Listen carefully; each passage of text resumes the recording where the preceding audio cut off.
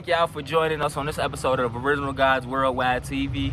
And I got this beautiful young Kenyan lady with me. So introduce yourself and let them know who you are. Yeah.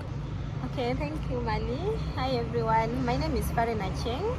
I'm a Kenyan lady. My hometown is based in Migori. Right now I'm in Nairobi. I'm a physiotherapist by profession. And I think I met Mali basically like 3 weeks ago, I think. Yeah. So he has been a very good friend of mine. Yeah, and today we are here with him, just basically some interviews. Yeah, we basically just gonna do an interview and answer some questions. It ain't even an interview, we just gonna have a conversation. Okay. So and I see you went to the Femicide March, which was a beautiful thing to see for me, you know what I mean? See that you involved in activism and stuff like that. So what was the Femicide March about, and how has it helped you as a woman? About the femicide, the end femicide march happened in 12 December 2024. Yeah, so it was happening countrywide in Kenya. This is because most of the women have been unalived. Yeah, Unalived, and I've been hearing they've been like trafficked or something like that. Yeah, unalived. Unalived, kidnapped and stuff like that. So that's crazy. That's crazy.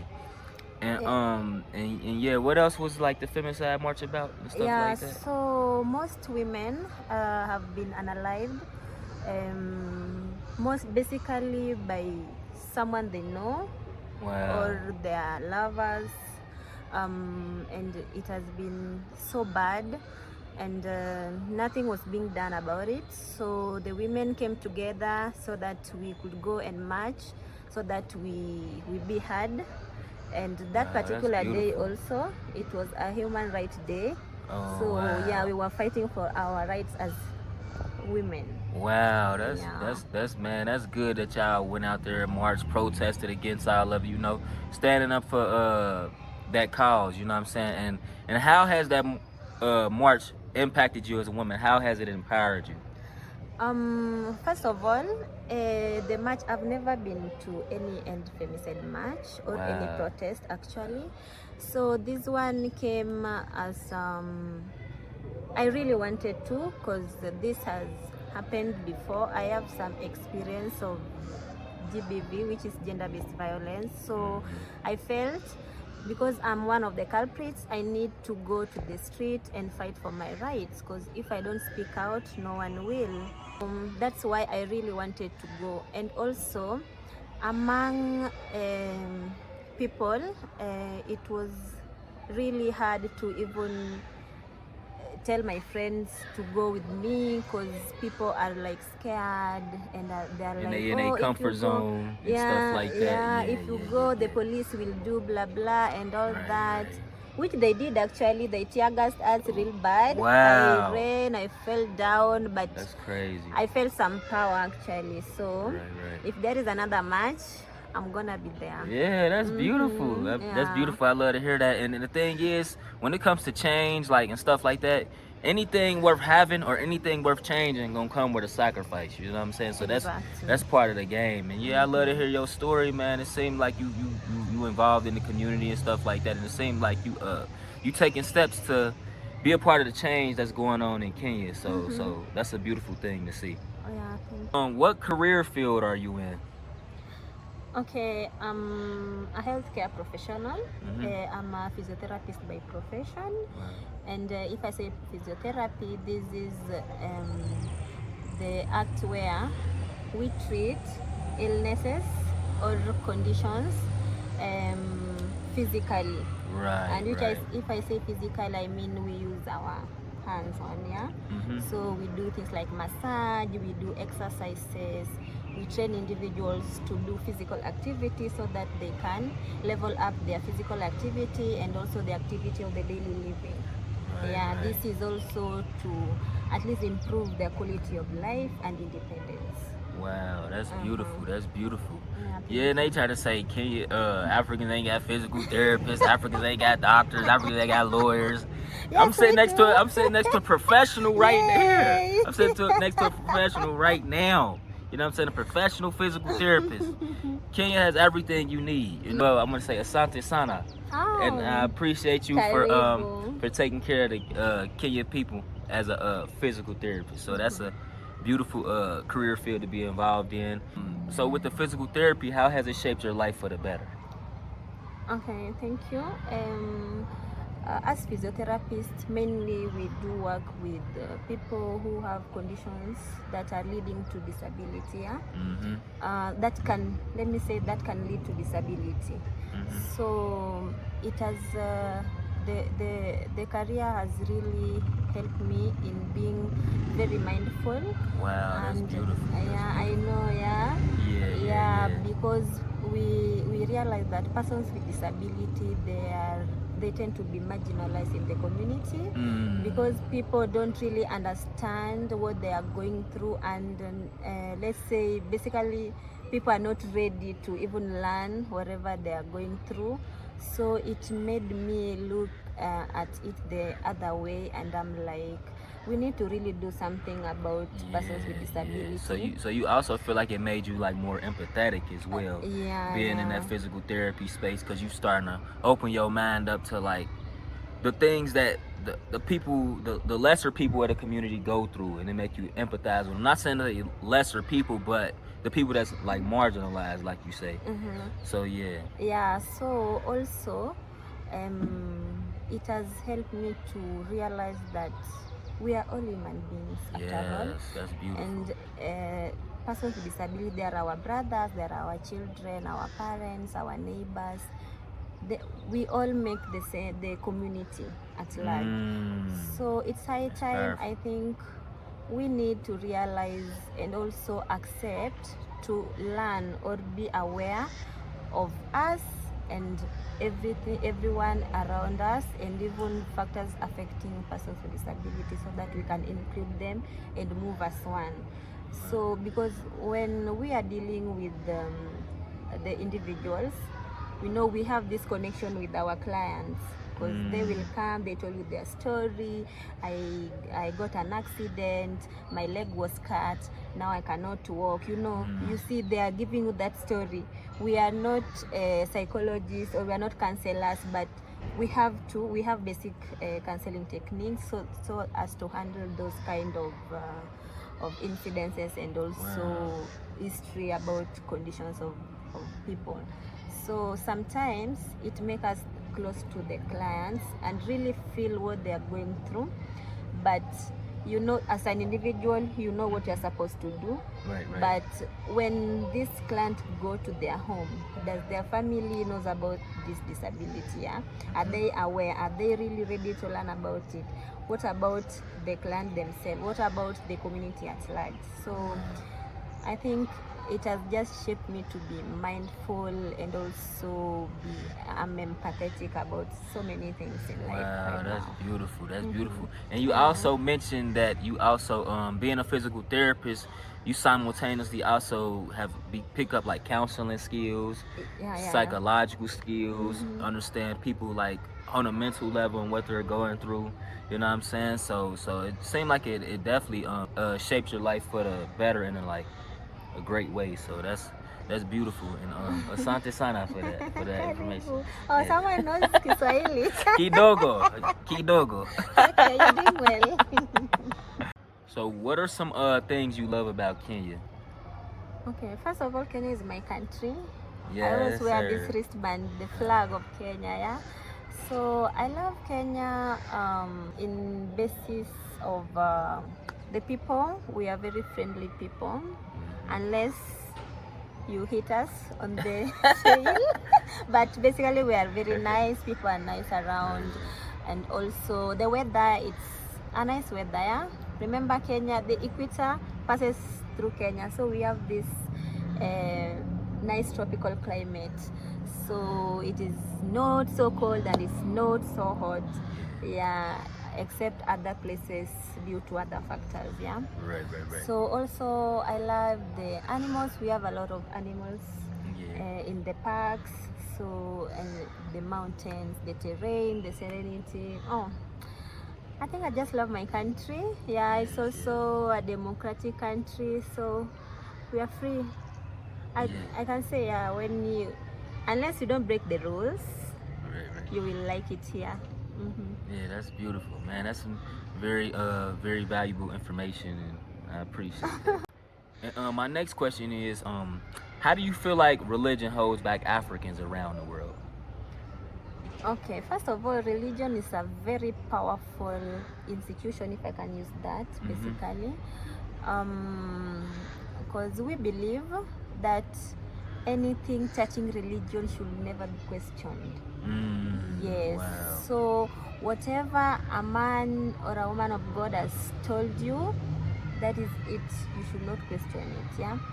So there are a lot of people in the religion or in the church that makes it hard for us to find ourselves, know ourselves in the community, how we should handle ourselves and carry ourselves around.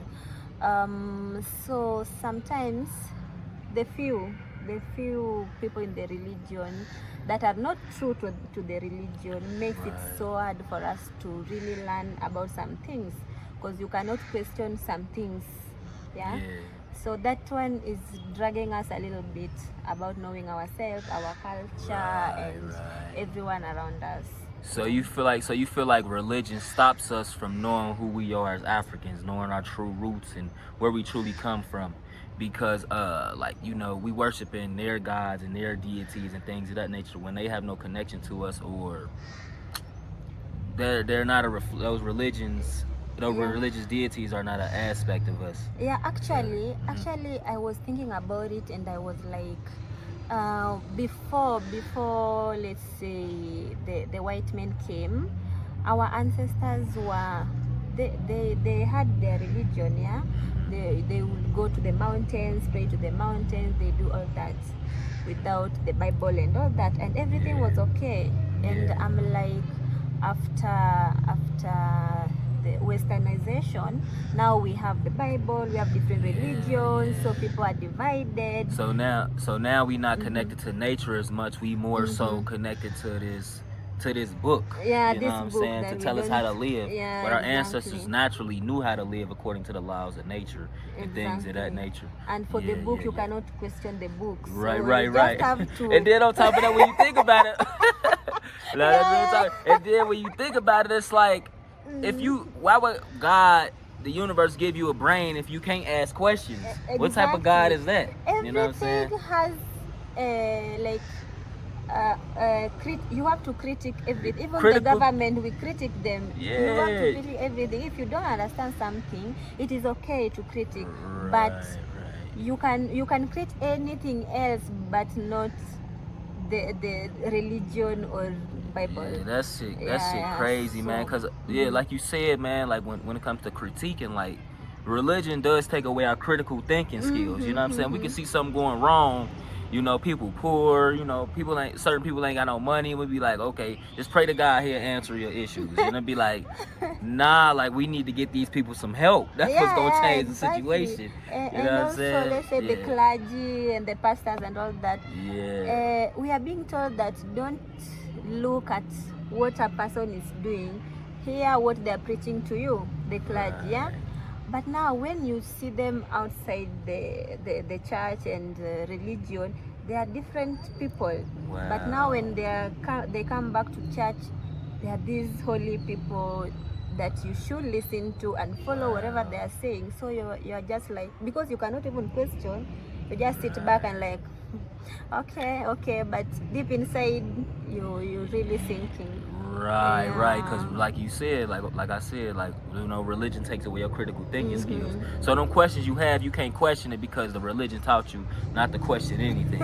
You know what I'm saying? And then on top of that, when it comes to like the church and stuff like that, people be building these churches and they say bring tithes, for God's favor and things of that nature. but the one who benefit is the pastor. The people that's bringing them the money, the community still be dilapidated and stuff like that.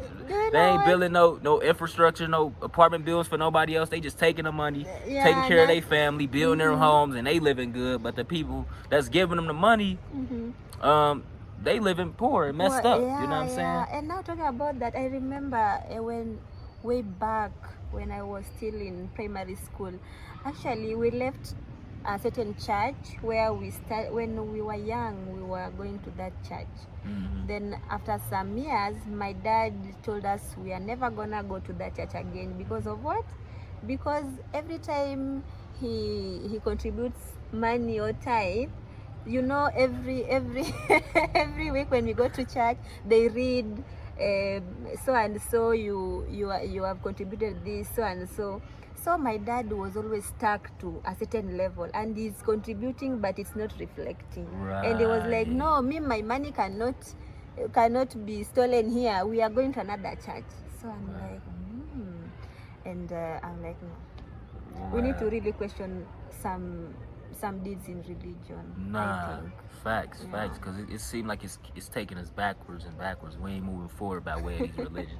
Taking away our critical thinking. And we left that church, we went to another church, but you know, it still can happen to any other church. So we're still there. Deep. Do you feel like the teachings of the ancestors is a key component for African liberation and freedom? Of course, because they are our ancestors. Yeah, so whatever they tell us, I think it's easier to believe in the ancestors' teachings than other people. And other people, I mean people from the West, because since they came, you know, we have issues with religion and all that, and we have lost so many cultures.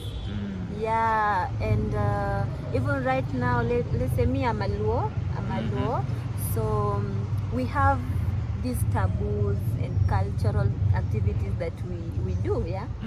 So nowadays I realize that actually a lot of us don't know them.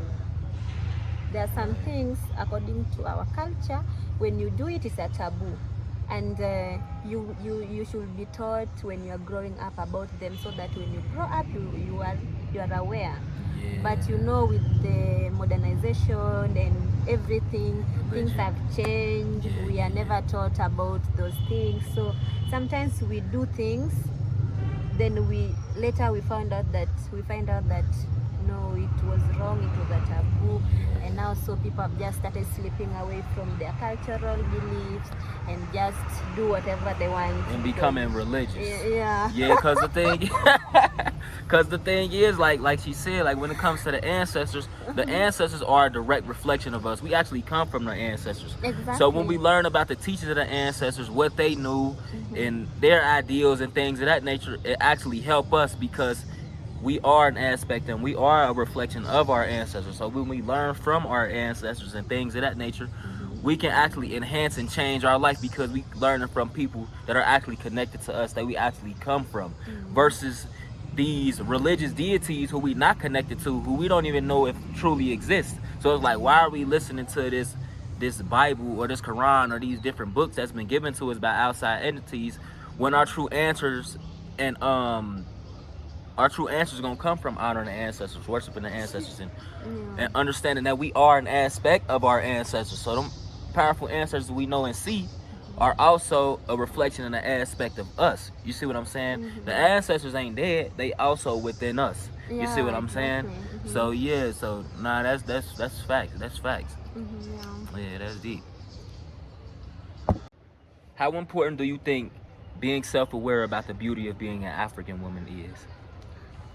Okay, for me, I think being self-aware, naturally, not even as a black woman or anything, but just being self-aware is very important for someone, because if you are aware of yourself, then you know how to handle yourself and people around you. And also, after being aware of yourself is when you can also be aware of your environment and everything around you.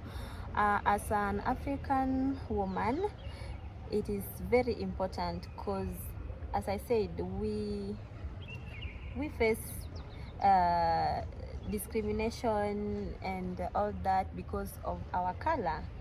Yeah, even even way back in my childhood, you will hear people saying, hey, that lady is beautiful because they are brown, the skin tone is lighter than Right. yeah. So it also starts with our families and the society.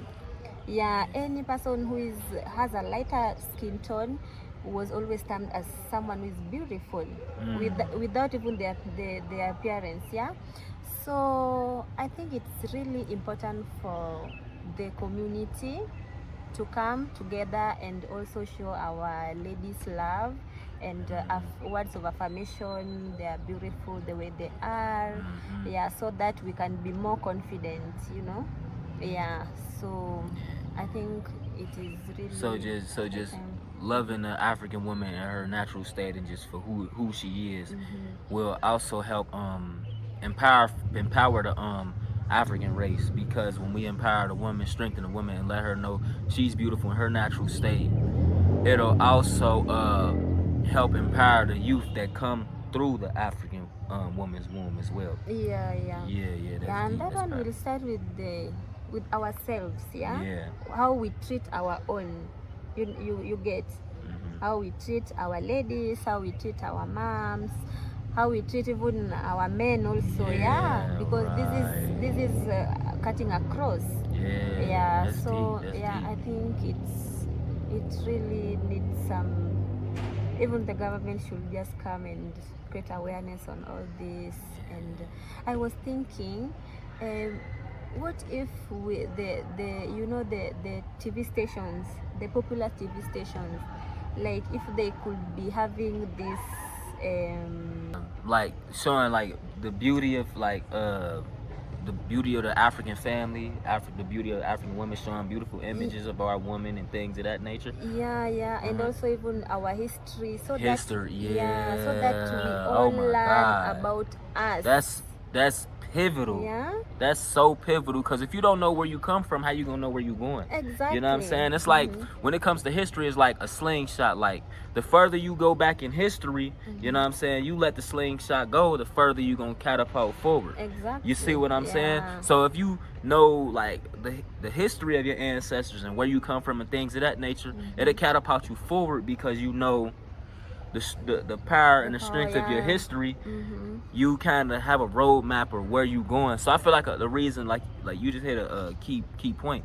I feel like the reason we have a lot of problems as Africans as well, because our history has been washed away. Exactly. You know what I'm saying? But good thing we in the age of information. We got YouTube, Instagram, these things to kind of bring back those the history of our ancestors and stuff like that. You know what I mean? So that's a beautiful thing. And we in the age of information, and that's another reason why, like even like you talk about the government, like when it comes to the government, they they old and they washed up, they stuck in their own ways. So I feel like it's up to us, the younger generation, to kind of push these history lessons and push these truths and things of that nature, so we can become more empowered and things of that nature, because their time is up. It's our time now, you know what I'm saying? So it's about us working together and implementing certain things in our community according to where we at, to make the change and move this thing forward for us as a race. Yeah. So yeah, you hit some very vital and key components as well. So that was beautiful. Yeah, so if like the media and religion can really show us that, because they have this powerful they can reach a lot of people, and they have powerful influence on people. So I think if they take it like personal and talk about it to us, it will be very easy for us and to implement. And even though it's religion, if they implement our images and showing that the deities that we worship in are an aspect of us or are a reflection of us, it'll also make us not have such a hate towards religion. We can kind of coexist in a sense when our image and our likeness is implemented into these religions, or they show us are the history lessons in the media and things of that nature. Yeah. You see.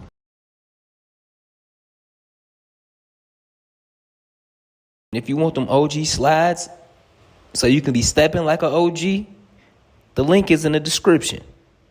And if you need your original God's phone case to show these people you the real OG, link is in the description of the YouTube video. Check it out. If you need you a trucker hat, link is in the description.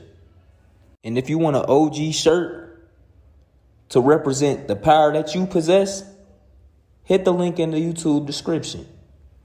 And if it get a little chilly outside and you want to still be stepping like an OG, get you an original God's hoodie. Link in the YouTube description. Oh yeah, and don't forget to grab your copy of the book, man. Get this divine wisdom. Get a book that reminds you of the power of yourself. Grab your copy of that You Are the Blueprint, knowing yourself so you can know your path. It's a must read.